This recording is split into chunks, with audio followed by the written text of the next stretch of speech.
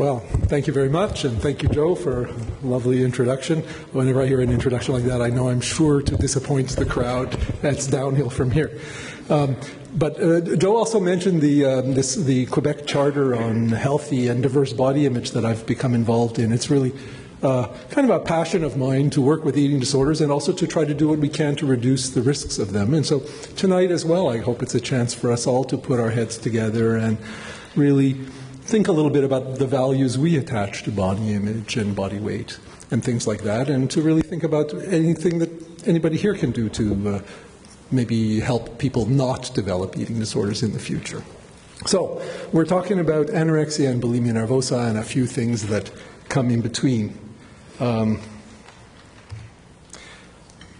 we're talking about that, when I started in this field, it's about 24 years ago now, we used to point the fingers at moms a lot. We blamed families for causing eating disorders. Moms used to get blamed for everything in mental health. And gradually, we see that we're kind of moving away from that kind of just overly narrow and wrong conception.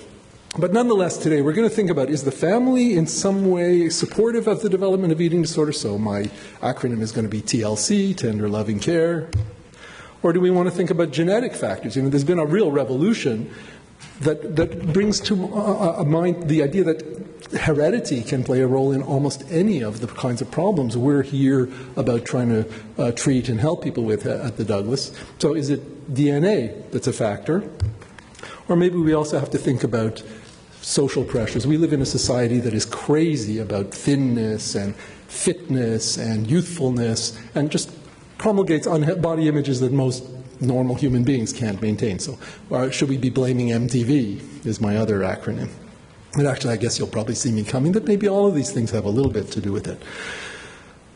During the time I've been working in this field also, there's been two real revolutions in thinking about eating disorders, and that's what I'm going to try to convey to you tonight. One of them is how we understand the causes. As I said, we used to point the finger at mom. We know the causes are way beyond that kind of mother-daughter interaction problem. And there's also a real change in terms of the way we treat people with eating disorders. In the old days, we used to use nasogastric tubes and force feedings and various kinds of things. And you'll see that we don't do that much anymore. Actually, I'm kind of glad to say we don't do it at all. Okay, let's just make sure we're all on the same page talking about the same thing. Everybody knows what anorexia nervosa is, right? It's this thing where people make themselves skinny, despite the fact that everybody around them gets anxious about it and says, eat, why don't you eat some more, stop exercising, why are you doing this? Despite those urgings, the person who has anorexia goes on starving herself, purging what she eats sometimes, exercising compulsively. To understand why people do that, it's an oversimplification, but think about a phobia. I don't know if anybody here has a phobia. If you have a spider phobia, you stay as far away from spiders as you can, right? And somebody with anorexia nervosa has a phobia as well, but in this case it's a weight gain or fear of losing control over weight gain phobia. And like any good phobic, she does what phobic people do. She stays away from things that make her that fear surface. So you don't eat unfamiliar things. You don't eat foods when you don't know exactly what are the ingredients. You don't eat unless you've exercised enough all day to make sure you've prepared room for what you're going to eat, or if you don't know that you're going to be able to get rid of what you eat afterwards. So one of the things we're doing when we treat somebody with anorexia is we're helping someone overcome a terrible phobia that drives the person, usually a woman, so I'll say, drives her to put her health at risk because of this avoidance of eating. So it's not like people are crazy or want to die or anything like that. People make themselves ill or so thin out of a fear of losing control of weight gain. Then there's this close cousin of anorexia nervosa, bulimia nervosa. That's the thing where people, it seems to be almost kind of the opposite. They lose control over their eating. They gorge on food, sometimes eating huge quantities of calories, then getting scared that the calories are going to make them gain too much weight. So they do something to get rid of the food they've ingested. It can be vomiting, misuse of laxatives. People do 3-day-long fasts between days when they'll do binge episodes. I've even known people who give blood as a way of kind of purging calories. So you can see that it gets very driven. It goes beyond reason because it's so driven by fear. Now, it might seem to be the kind of like as though it's the opposite of anorexia nervosa, but I want you to bear in mind one thing that all eating disorders have in common is a preoccupation with thinness and the fear of gaining weight. And so what happens in some people when they hold back on their eating so much because of that fear is that they do what I think is a kind of a normal thing. They dysregulate their appetite and they lose control and they start to binge. So the ticket to binge eating is always too much dieting. I always say it's like holding your breath. You do it for a couple of minutes and then finally lose control, right? So to help somebody to not gasp for air like that, you've got to help them feel safe to breathe normally. And that's one of the things we also do in our treatment when we're treating people with bulimia. Now, this gets confusing. It even confuses me still, but half of the people who have anorexia nervosa have bulimic symptoms. So then you're going to say, you can have anorexia and you can binge and purge. So what's bulimia? Bulimia happens in people who are normal in weight. It's not due to anorexia. Okay? They're higher in weight. If somebody binges and purges but has an anorexic weight, you call it anorexia binge purge. Okay? So now you're all ready to write the exam on diagnostic criteria. Then the majority of people who have eating disorders don't have anorexia or bulimia at all. They have what we call eating disorder not otherwise specified. It's kind of stuff that falls between the cracks of anorexia. These could be, the most common form is what we call binge eating disorder. You may be familiar with this kind of problem. It's very common. Probably about 3% of adult women, 2% of adult men also have this problem. Binging repeatedly, but without compensating. So people gradually become overweight through binge eating disorder. Then you get atypical versions of anorexia, sort of milder forms like the kid next door might have. Some people have proposed there's purging disorder, people who vomit but don't binge. So you can imagine there's all kinds of variations on these eating problems, all of which are severe, all of which can cause real problems for the people who have them, and all of which mean people need some help sometimes. Okay. Now, eating disorders are not just about eating. I guess you probably already knew that already. But one of the ways I'll try to point out to you how that's true is you can see the way different forms of eating disorder map onto other mental health problems like depression, anxiety problems, and so on. And we're going to talk about people who have restrictive forms of eating disorder. They diet too much without binging and purging versus, I hope I'm pointing in the right direction, yeah, the binger purgers over here. Those are people who might be anorexic in weight or normal in weight or even overweight, but who binge and purge. Okay, is everybody clear on the distinction I made? Okay. Those who restrict often show things like depression and anxiety. About half of people with anorexia nervosa will show a major depression at some point during their disorder. Probably a third or half show things like anxiety disorders. You had electron anxiety disorders the other day, I think, and you probably learned about obsessive compulsive disorder. Right, the thing where people become obsessed with bacteria and wash their hands compulsively. You could imagine that that often goes with anorexia nervosa. Anorexia is also kind of an obsessive compulsive disorder. Except if I have anorexia nervosa, I'm obsessed with the risk of gaining weight. I see my reflection in a store window and think, oh, I think I look a little heavier than I did this morning when I looked at myself, and I feel compelled to compulsively control my body weight. I might not eat, I might purge, I might run up and down a flight of stairs, that kind of a thing, right? So they're close cousins. It's not surprising they go together. And then in terms of traits, perfectionism, compulsivity, people who prefer order, sameness. We talk about the preference for symmetry, liking things to be kind of just so. In the binger-purger disorders, you also have depression, anxiety problems. If the anxiety problem is sometimes more like panic disorder or like more dramatic anxiety problems. And then you get a whole range of things that are a little different from what you see in the typical anorexic person. Substance abuse. Probably about a third of those who have bulimia will also abuse alcohol, street drugs. Sometimes because they want to lose weight or appetite. They use amphetamines to cut their appetite. Sometimes because it regulates their mood, because their moods are very unstable. About a third of those people, not everybody, but a third are quite impulsive. They can do reckless things. Reckless driving, sometimes sexual promiscuity, sometimes shoplifting. Many of my patients with bulimia will do things like get themselves in trouble shoplifting and then going, why did I do that? I had the money. I didn't need to steal the thing. I just felt the urge to do it. And in a way, a binge episode comes on them in a similar way. There's this urge to do something that they didn't even know they were about to do. You know what I mean by lability? Mood lability. It's ups and downs in terms of mood, not just depression, but sort of instability of mood. Dissociation means feelings of sort of wondering who you are or like your identity shifts. It goes with seasonal problems too. You know, have you heard of seasonal depression?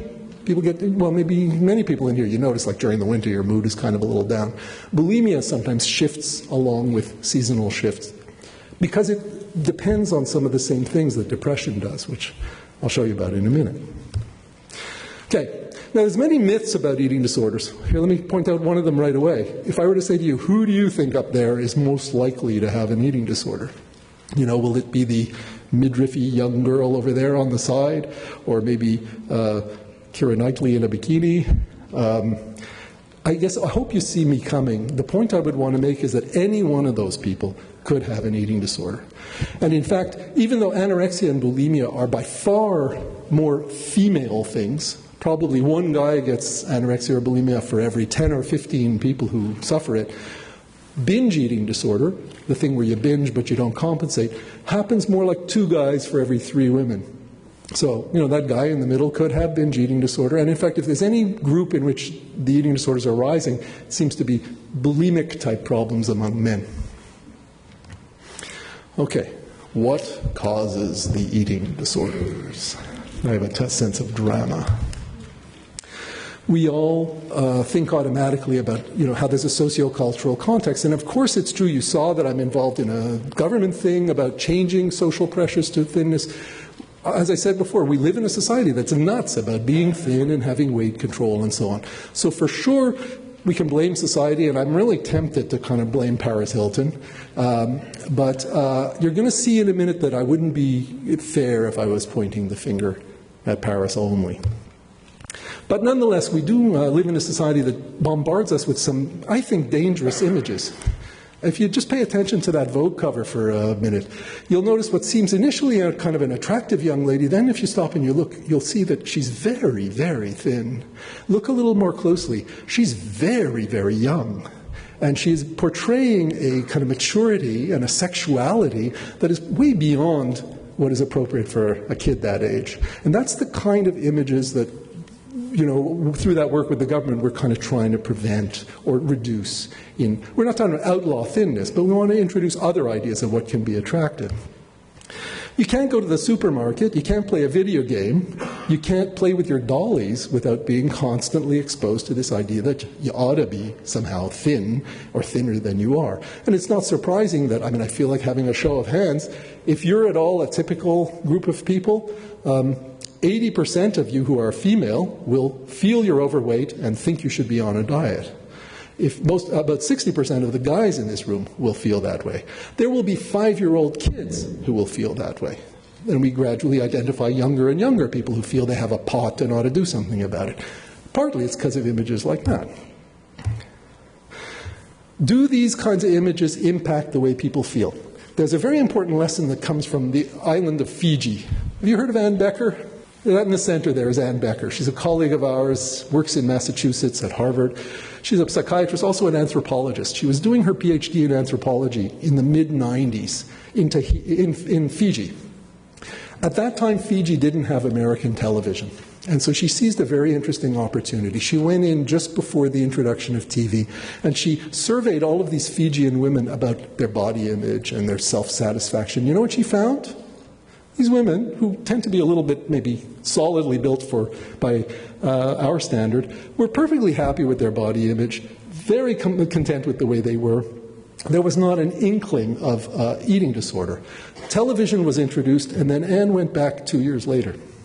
And she did the same thing. She measured people's body satisfaction. You know what she found? It had plummeted. These people suddenly felt fat and like they should be on a diet. 11% of them admitted starting vomiting as a way of controlling their body weight. In 2 years, right? Now, think about you and your daughters, and, well, guys too, being constantly exposed to the kind of media images that our society presents us with. Especially if you're female, it's pretty damn hard not to feel somehow like you're overweight and you ought to be thinner than you are. We live in a society that doesn't accept the variations in body weight that exist. Okay? So exposure to these media images can be hazardous to your health. There's some studies that show that. The more you expose people to thin model images, especially women, and especially adolescent women, the more their self-esteem drops, the more they feel depressed, the more they're dissatisfied with body image. The more you buy into the thin ideal, the idea that, like, wow, thin is cool, the less you're going to like your own body. And that's what research shows. So I'm going to try to get as many people in this room tonight to sort of really question deeply that idea that, thinness is some kind of great achievement. It's genetically programmed in a small proportion of people in this society. It's not feasible for the rest. Okay, but now I don't want to push the role of culture too far. Where in the world do eating disorders occur? We know they happen in North America. We live here. We see them around us. In Europe, fashion capitals like Rome, Milan, of course, people get thin crazy. South America, those Latinas, I should say, they get caught up in body image things too.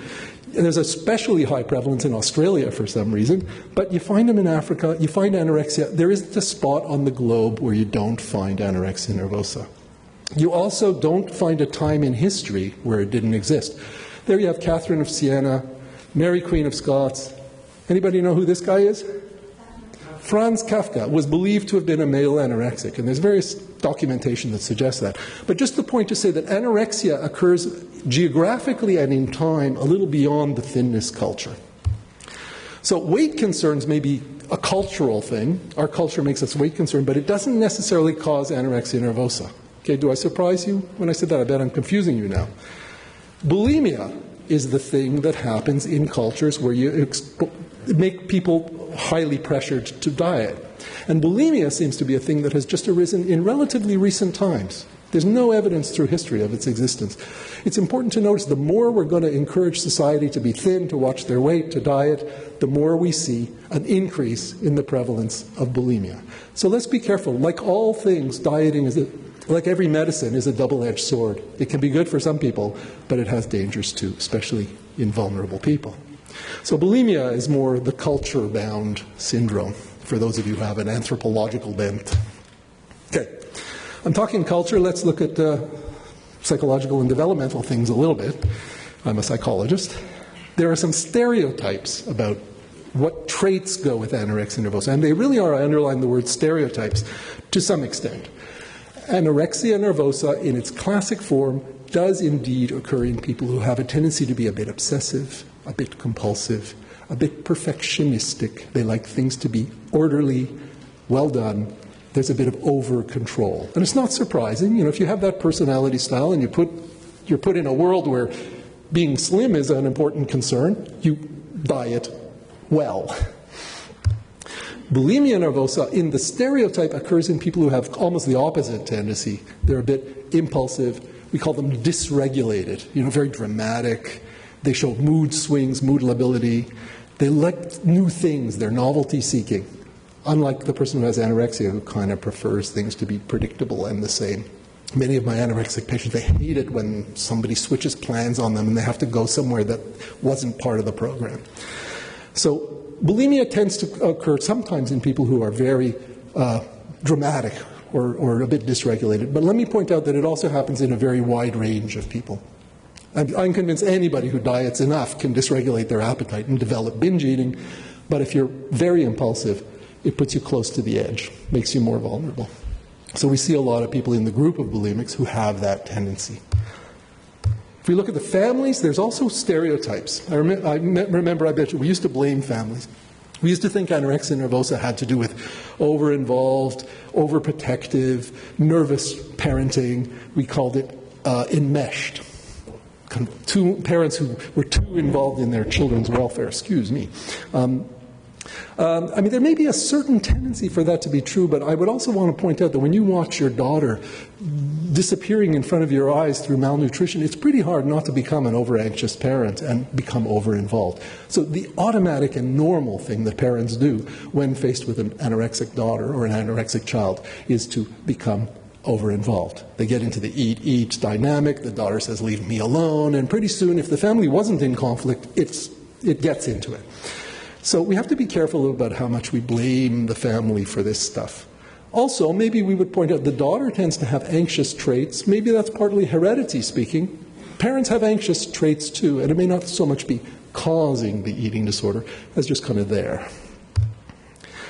The stereotype for bulimia, it's also kind of an exaggerated stereotype, is open conflict, incohesion, families that are very unstable or maybe hostile, where there's lots of fighting and blaming. That happens in some families with bulimia. It's certainly not a rule that applies always. So there's a real limit to how much you can sort of consider the family as causal. Eating disorders occur in all kinds of families. The stereotypes I just showed you, sometimes we see them, sometimes we don't. You know, it's not a prerequisite. And even if those things are there, it's not a very good specific kind of factor. It won't answer the question, why did the person develop an eating disorder? You know, maybe children struggle with parents, develop conflicts, become angry.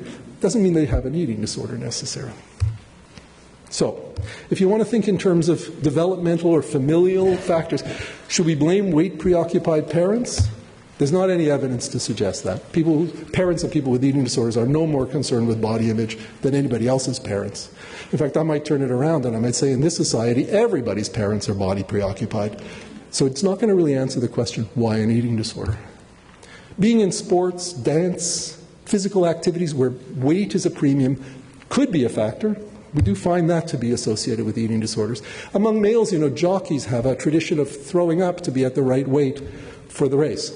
There are certain kind of places in society or cultures where people are just kind of encouraged to do those kinds of things. So sports and dance can be that kind of environment as well. Teasing seems to be a factor that can precipitate eating disorders.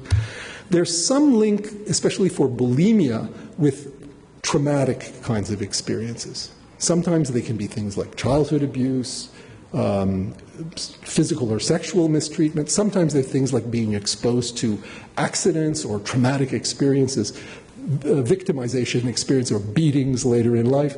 It's not a sole cause. It's not present in all people who develop bulimia, but having like a kind of bodily assault seems to be one factor that favors it. Okay. That's psychological things. Let's think about a biology. You think that eating disorders have a biology? Can you inherit them? Now I'm really going to put everybody to sleep. These are all of the different agents. BDNF is brain-derived neurotropic factor. CCK is cholecystokinin. I mean, these are all just different neurotransmitter or what we call neuropeptides or stuff that acts on your brain to either make you want to eat, to make you store fat, to make you have a variable body weight. And each one of those things is found to have some kind of role. People who have a little bit of a tendency to have lower control on appetite are more at risk of binging, that type of thing. I don't know how many of these things are really likely to be causal for an eating disorder. If you want to look for a causal thing, one neurobiological agent, or it's a neurotransmitter, a chemical involved in brain transmission, serotonin, seems to be a good candidate. You've all heard of serotonin, right? We abbreviate it, it's 5-hydroxytryptamine, 5-HT. In case I forget to call it serotonin, it's 5-HT. Do you know what serotonin's involved in? Mood, good. So people think of it as associated with depression. It's particularly associated with fluctuations in mood. Yeah, mood instability. It plays a role in anxiety also, and impulsivity. People who are aggressive, fire starters, mothers who are aggressive with their children, they're all found to have lower levels of serotonin in activity anyway. So low serotonin can be involved in impulsive behavior. It plays a role in compulsivity, anxiety, too much preoccupation, that kind of stuff. It even impacts social behavior. When you go to the fish market, and you know you look in the tank full of lobsters, the one that's walking on top of all of the other ones is very likely to have high levels of serotonin. You know, in the animal kingdom, dominance goes with high levels of serotonin activity. And in some respects, we see that in people with eating disorders, but it's kind of the inverse. Social submissiveness or the tendency to be a little withdrawn or introverted could also be related to serotonin abnormalities. So if you look at this list, mood instability, impulsivity, compulsivity, social behavior, I'm forgetting one more important thing, appetite regulation. Serotonin is sort of the brain brakes that lets you feel satiated. Okay? And so dysregulating the serotonin system or having something that puts that out of whack would be a very good candidate to play a role in the eating disorders, especially the more bulimic ones, right? Where people have what? Mood problems, impulsivity, compulsivity, social changes, and appetite regulation problems. So we look a lot at these things. Now I'm really going to put you to sleep. But I just couldn't resist showing you this because I wanted to talk about the way in which some things could be inherited. You see in that the red square there?